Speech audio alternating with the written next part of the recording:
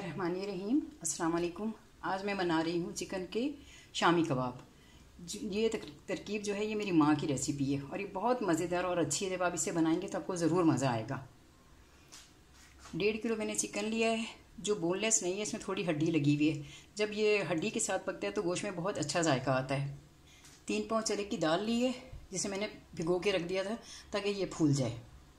4 अदद बड़े साइज़ की प्याज है, 2 अदद लहसुन की ये पूथियाँ हैं और 100 ग्राम अदरक का टुकड़ा है। ये साबित मिर्चें हैं, तकरीबन 40 अदद हैं ये साबित मिर्चें। एक प्याली आप समझ लें साबित सुर्ख मिर्च। ये सफ़ेद ज़ीरा है, 4 चाय के चम्मच हैं। 4 खाने के चम्मच ये साबित धनिया है, ये ज़रा ज़्यादा पड़ता है।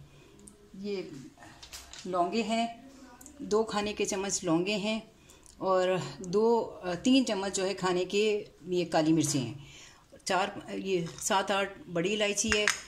ये 5-6 दालचीनी के टुकड़े हैं। दालचीनी ज़रा ज़्यादा नहीं लेते इसलिए कि इसका ना टेस्ट बहुत तेज़ होता है, इसलिए इसको आप थोड़ा तादाद में कम लेते हैं। नमक है तकरीबन 4 खाने के चमचे, 4 चाय के चम्मच, क्योंकि गोश्त और दाल में मिलके फिर ये नमक बिल्कुल पता नहीं चलता, इसलिए ये 4 चाय के चम्मच है। फिर आप टेस्ट देख लें, अगर आपको ज़्यादा लगे तो आप क्योंकि ज़्यादा हो जाए तो आप कम नहीं कर सकते, कम हो जाए तो आप ज़्यादा कर सकते हैं, इसलिए पहले थोड़ा ही डालना चाहिए। उसके बाद जब तैयार हो जाए तो फिर उसके बाद आप ये देखते हैं कि नमक अगर कम है तो आप उसकी नमक की क्वांटिटी बढ़ा देते हैं। मैंने चिकन को 6 गिलास पानी डाल के उबलने रख दिया है। जब तक इसका उबाला नहीं आएगा और मैं इसमें से फेना नहीं उतार लूँगी, इसमें कोई चीज़ नहीं डालनी, नहीं तो वो सारे कबाबों में बहुत अजीब सी स्मेल आ जाती है। और ज़रा इसे खुले बर्तन में बनाएं ताकि जो आराम से ये पके और इसका फेना वगैरह जो है ये आप आराम से उतार सकें। अब ये इस पर फेना आ गया, इसको जो है वो आपने उतार लेना है, क्योंकि इससे जायका जो है कबाबों का वो उसमें स्मेल आना शुरू हो जाती है। एक गोश्त में एक अजीब सी ससाइंद होती है। ये जब आप इसको साफ़ कर लें, इसके बाद इसमें सबसे पहले तो ये चने की दाल डाल दें। ये चने की दाल डाल दी।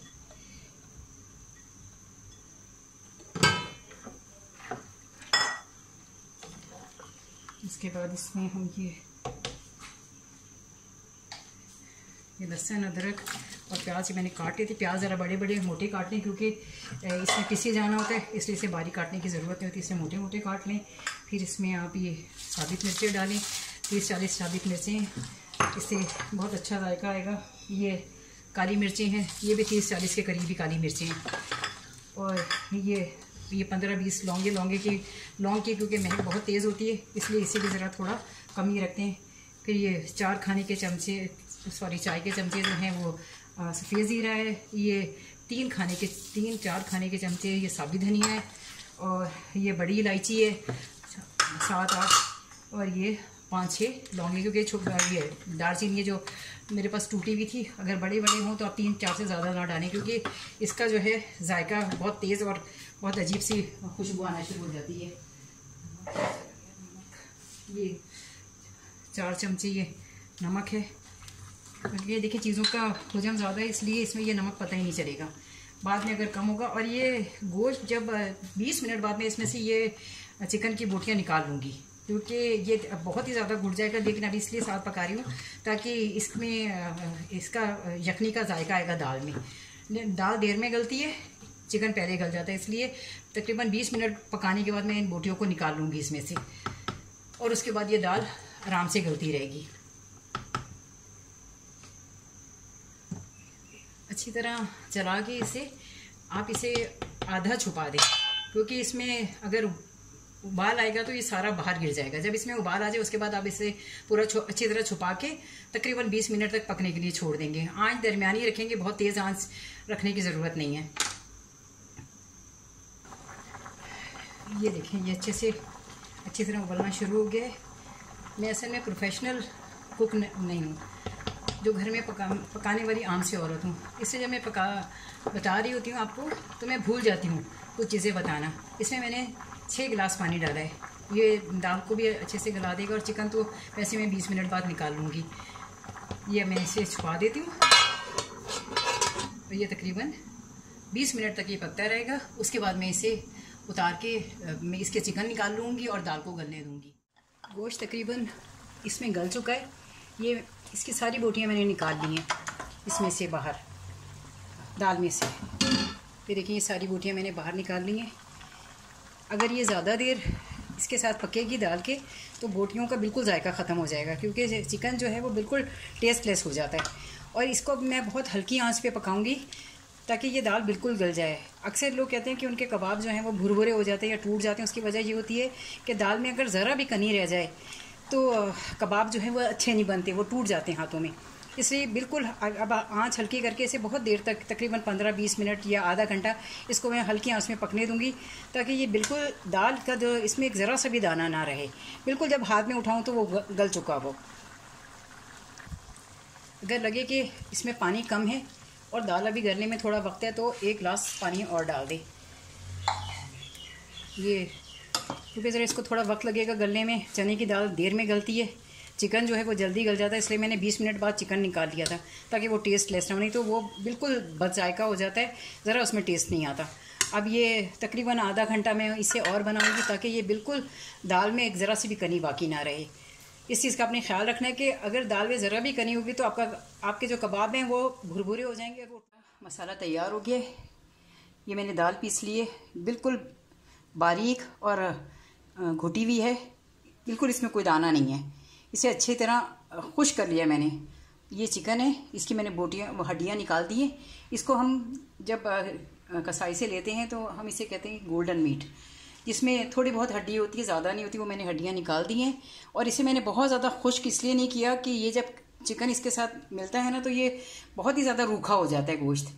इसके साथ मैंने ये 15 हरी मिर्चें ली हैं, ये हरा धनिया बारीक बारीक काट लिया है, और ये मैंने प्याज ली है, 3 अंडे लिए हैं। लेकिन ये प्याज और हरा धनिया मैं जो इस वक्त अभी कबाब बनाऊंगी फ्रेश, उसमें मैं डालूंगी। लेकिन मैंने जो बाकी जो और कबाब बनाने हैं उसमें मैं ना हरा धनिया डालूंगी ना मैं प्याज डालूंगी। और हरी मिर्ची भी जो है ये मैं इस दाल के साथ पीस लूँगी। दाल में कीमा पीसने वाली मशीन में पीसूँगी और ये जो चिकन है ये मैं चॉपर में निकालूंगी, क्योंकि इसके ज़रा रेशे हों तो वो बहुत ही अच्छे और मज़े के लगते हैं। और इसमें बाद में ये सफ़ेद ज़ीरा है कोरा हुआ, 2 चाय के चमचे, ये मैं ऊपर से डाल के फिर इसे मिक्स करके फिर मैं आपको दिखाती हूँ। लेकिन ये याद रखना है कि जो चीज़ आप फ्रीज़ करते हैं उसमें ये चीज़ें इसलिए नहीं पड़ती कि ये ज़रा जल्दी ख़राब हो जाती हैं। और जो हम कबाब बनाते हैं वो बहुत अरसे तक हमारे फ्रीज़र में रखे रहते हैं। इसलिए जब आप जब आप फ्रेश बना रहे हैं कबाब तो आप ज़रूर 3 अंडे तोड़ के और अच्छी तरह फेंट के इसमें हम सब चीज़ों में मिक्स कर देंगे। फिर जब भी आप फ्रीज़ किए हुए कबाब निकालेंगे आपको बिल्कुल उसमें कुछ लगाने की ज़रूरत नहीं होगी। सिर्फ आप जस्ट उसे हल्की आंच पे आप छुपा के रख दें। आप देखेंगे थोड़ी देर बाद ही वो कबाब खुद ही इतने अच्छे दम हो जाएंगे। किसी किस्म की आपको उसमें कोई अंडा ऊपर से या कोई कॉर्नफ्लोर लगाने की कतई कोई ज़रूरत नहीं पड़ेगी। इसलिए मैं इसमें सब चीज़ों में मिक्स कर देती हूँ और बाद में जब मैं चाहती हूँ मैं आराम से निकाल के अपने कबाब यूज़ करती हूँ।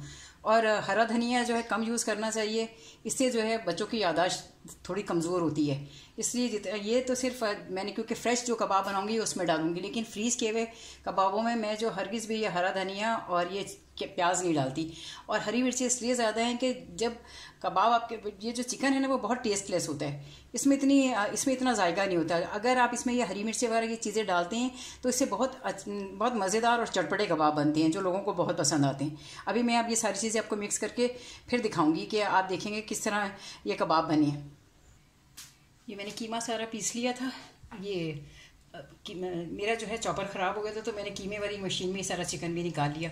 अभी ये मैं इसमें ये 3 अंडे अच्छे से फेंट के मैं डाल दूँगी।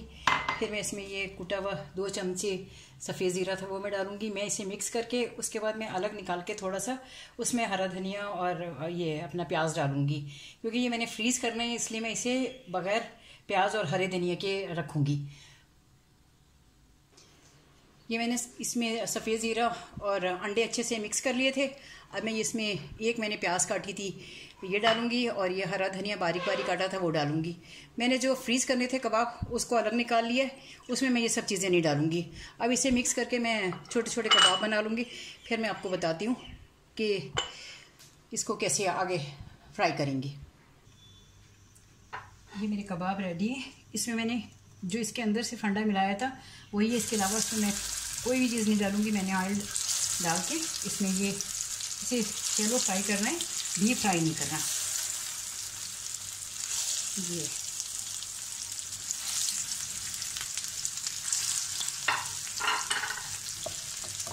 ये बगैर किसी ऊपर से अंडा लगाए बगैर ये इतने अच्छे कबाब तैयार होंगे और इसका जायका भी बहुत अच्छा और बहुत मज़े का होगा।